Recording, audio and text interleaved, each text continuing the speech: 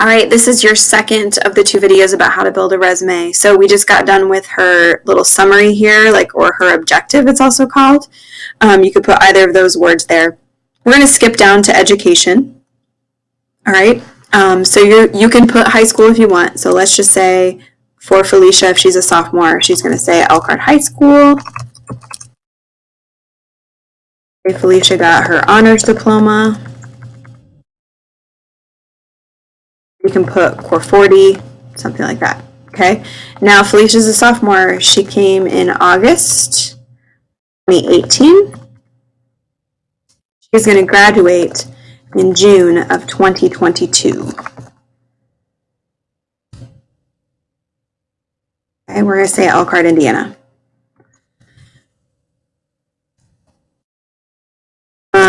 If you don't really know where you want to go to college, you do not have to fill in the next one. Now, you can put stuff in the description below if you want. Let's just say 3.75 GPA, she did well, and varsity basketball, 4 years.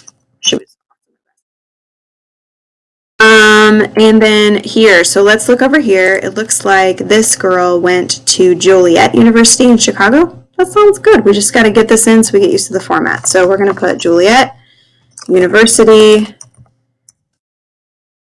And she got a Bachelor of Science in Nursing. So we're going to put that as well.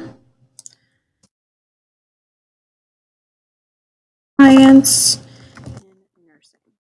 Right. So if she went for 4 years, we're going to say she started in the fall of 2022. Fall of 2022 to spring of 2026. Okay. Now she may end up going farther in school, but for now that's what she's got going on. And we're going to say Chicago. Okay. You do not have to have the descriptions underneath, so you can delete those if you want. All right. So we're going to go back up to job experience. You only have to have 2. You do not have to have 3. So I'm going to erase these other 2. Or the third one, I mean. All right, and you can bring that up so you don't have as much space if you don't want it. Oops. Sometimes the formatting gets a little funky. Okay, so let's look over at this sample nurse resume over on this side. So she has these 2 jobs. We need 2 jobs, so we're just going to copy and paste and change the dates.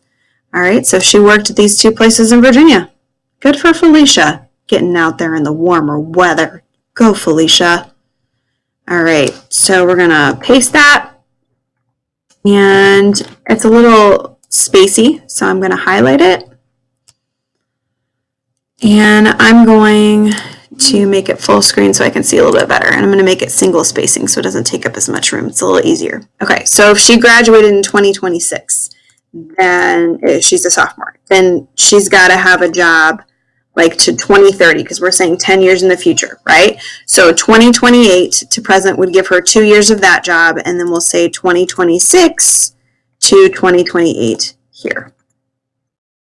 All right, and at the last thing, the awards, you do not have to have that. You can just change that to available on request.